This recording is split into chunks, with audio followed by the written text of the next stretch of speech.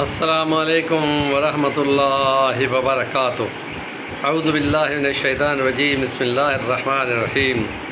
والعصر ان الانسان لفی خسر الا الذین آمنوا وعملوا الصالحات وتواصوا بالحق وتواصوا بالصبر۔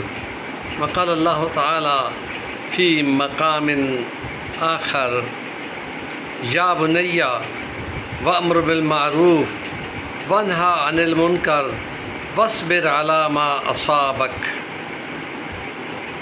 وقال اللہ تعالی فی کلامہ المجید ان اللہ مع الصابرین۔ صدق اللہ العظیم۔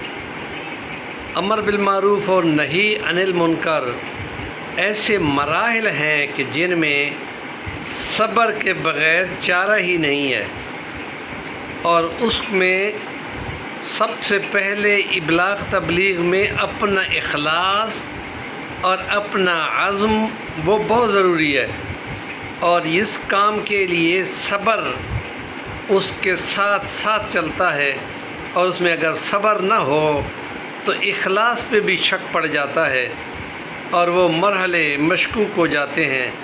بہت اہم ہے کہ انبیاء کی پیروی میں مسلسل مشقت کا پہلو اختیار کرتے ہوئے صبر کا دامن بھی ساتھ رکھا جائے، اور خدا کے کلام میں سے ان آیات کو توجہ کے ساتھ دیکھا جائے کہ خدا فرما رہا ہے کہ اگر تم صبر کرو گے تو ہم تمہارے ساتھ ہوں گے، اور یہ صبر ہی وہ وقت ہوتا ہے کہ جو مطلوبہ نتائج نکالنے میں پوری کوشش میں ساتھ دیتا ہے۔ اس لیے سورۃ العصر کے بارے میں کہ اگر یہ قرآن نہ اترتا، یہی ایک صورت اترتی تو بندوں کی اصلاح کے لیے یہ ایک صورت والعصر قسم ہے زمانے کی، انسان نقصان میں ہے سوائے ان کے جو ایمان لائے اور انہوں نے حق کی بات کی، صبر کی بات کی۔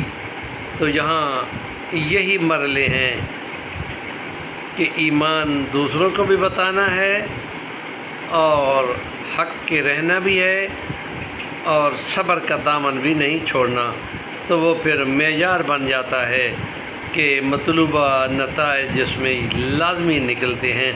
حضرت لقمان نے اپنے بیٹے کو نصیحت فرمائی تھی کہ بیٹا امر بالمعروف اور نہی عن المنکر جب کرتے رہو گے تو پھر یہ ساتھ رکھو معاملے کو کہ انبیاء نے بڑی مشقتیں اٹھائی ہیں۔